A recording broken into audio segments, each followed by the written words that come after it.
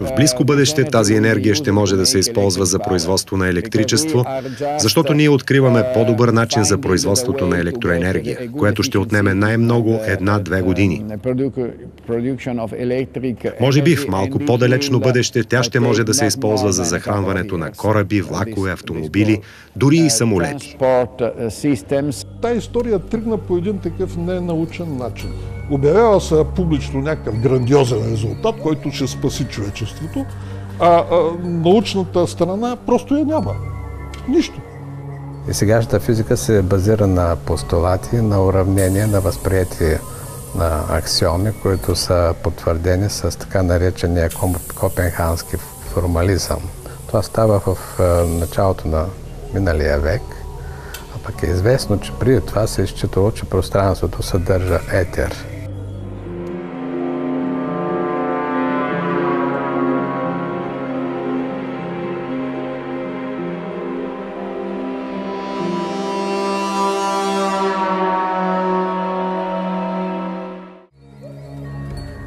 Напоследък все по-често ни заливат прогнози, според които енергийните ресурси на планетата свършват и човечеството е изправено пред глобална енергийна криза, която ще ни върне в каменната ера.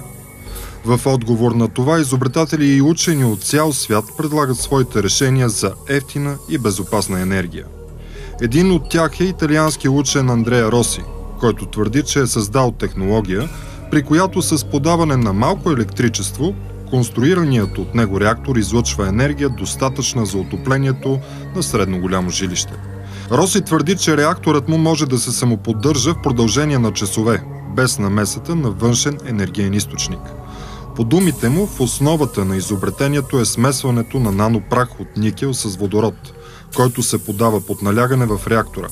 Изобретателя не разкрива изцяло точно как работи устройството, но казва, че при смесването между водорода и никела се извършва ниско енергийна ядрена реакция, при което се получава мед с отделяне на топлина до 10 кВт. Предпочитам да го нарека нискоенергийна ядрена реакция. Има ефект, който издава наличието на такава реакция.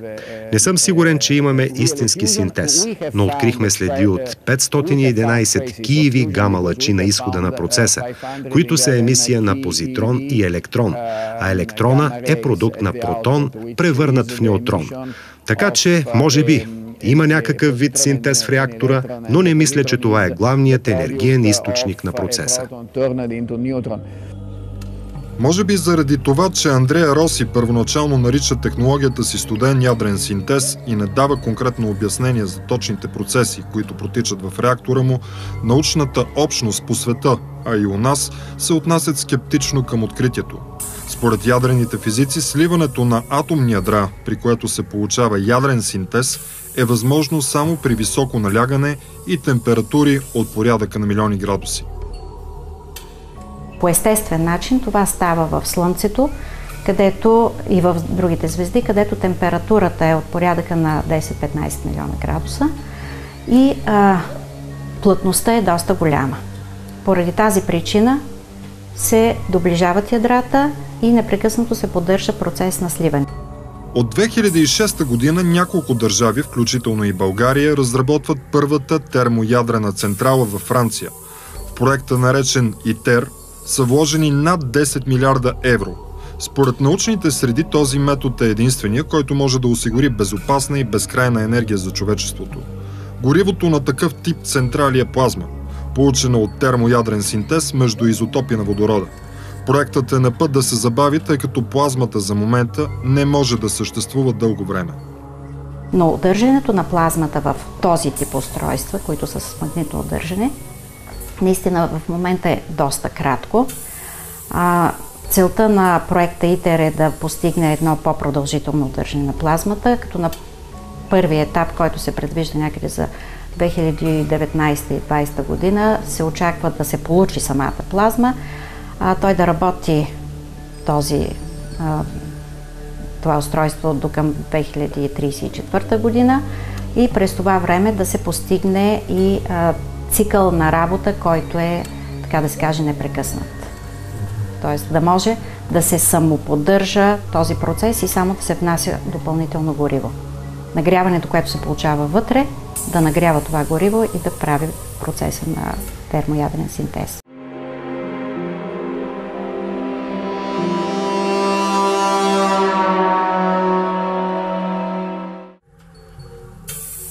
Въпреки че постигането на контролиран термоядрен синтез да е планирано за обозримото бъдеще, ядрените физици не се съмняват в неговото приложение. За разлика от термоядрения синтез, студеният синтез не намира подкрепа в научните среди.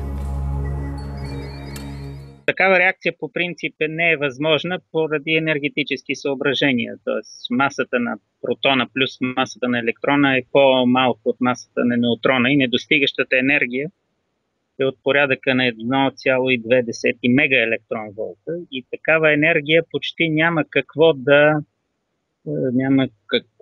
взаимодействие да добави към електрона, за да проникне, за да се получи такава реакция.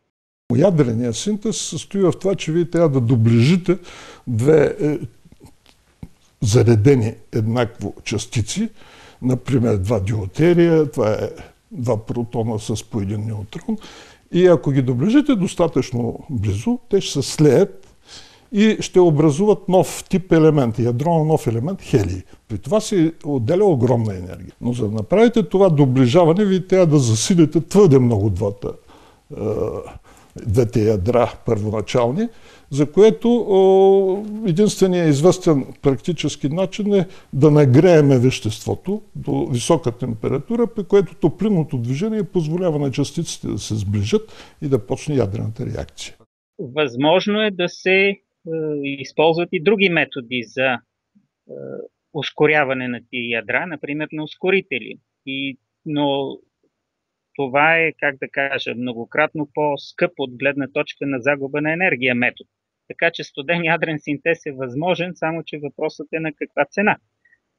Това, което ние искаме да постигнем, е синтез, който да дава повече, т.е. процес, който да дава повече енергия, отколкото е вложена в неговото иницииране и поддържане. За сега единствената възможност, която ние виждаме, е нагрята плазма, т.е. горещ ядрен синтез. Никакви до сега поне идеи за това как може да се получи повече енергия, отколкото е вложена, без да се използва нагряване на работното вещество, не са ми известни поне на мен.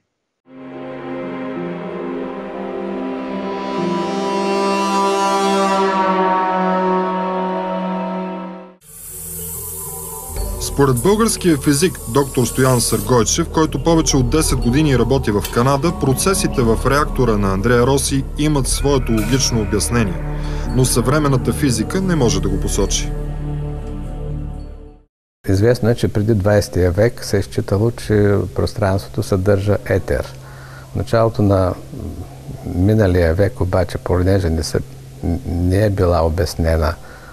са били обяснени свойствата на етера като модел, като физически модел, се е решило да се почива на математически приети постулати и аксиоми и започва да се развива физиката като на базата на математически уравнения. При това обаче се получават на редица необясними неща и нелогични обяснения, например в квантовата механика, които обаче се премълчават. И всъщност това е една от причината, заради която студеният синтез не само не беше предречен, но и до последния момент официално се отричаше от официалната наука, че е възможно да се получи енергия. Андреа Роси не показва на демонстрацията как е устроен неговия реактор, както и не разкрива цялата информация за протичащите в него процеси. Италиански учен не позволява независими научни екипи да повторят експеримента му, което става и повод за спекулации в научните среди. Трябва да обясните какво правите и да дадете достатъчно информация, други да могат да повторят вашите резултати. Тук обаче се намесва, както виждам, ноу-хау, желание за печалба и така нататък, което дълго време ще води до съществуване в, така да се каже, в зоната на здрача на тия твърдения и експерименти. Този човек, Роси, си е създал фирма и всеки може, имало голяма опашка, да му даде $1000 и да чака след 3 месеца едно приборче с размер на кутия за обувки. Да, което ще ви реши завинаги проблемите. Бил го представил предложението в Брюксел, ама там го попитали, а има ли електромер? И като разбрали, че няма електромер, т.е. никой няма да получава пари след като си купите това от вас за вашите енергийни нужди, казали, че няма да го правят. Сега, това мирише на истина, но е спекулация по същество. Не бива да се използва думата шарлатанство. Просто може да се използва други думи. Оптимизъм, наивност, голямо желание за нови източници на енергия пред предстоящата световна енергетична криза и така нататък и така нататък. От друга страна, другите пък може да са прекалено скептици. Ядрените физици, специалистите по плазма. Защо? Защото има си горещ термоядрен синтез. Хвърлят се много пари там. Система Токомак. Даже във Франция правят цяла електроцентрала на този принцип. Може би след 20 на години ще я пуснат в действие. И изведнъж, след тия сложни, свръхскъпи неща да се получи нов източник на енергия, някои предлагат толкова ефтин и достъпен източник. Някак си звучи невероятно.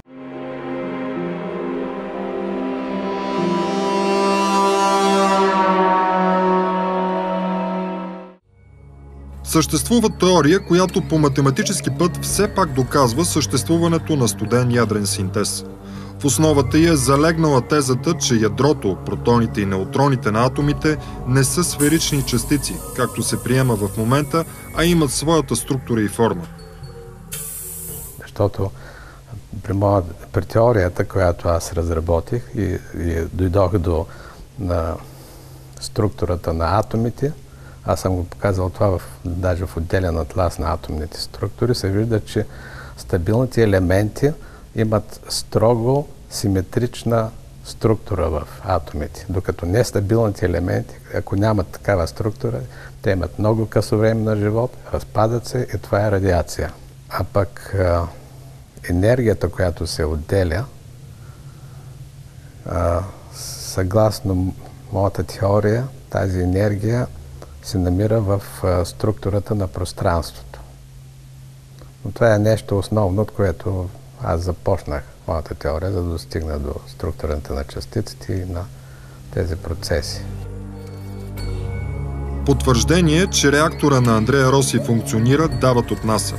Според техните заключения, явлението в устройството на Роси, макар да протича с отделяне на минимално количество гама лъчи, не е точно студен синтез.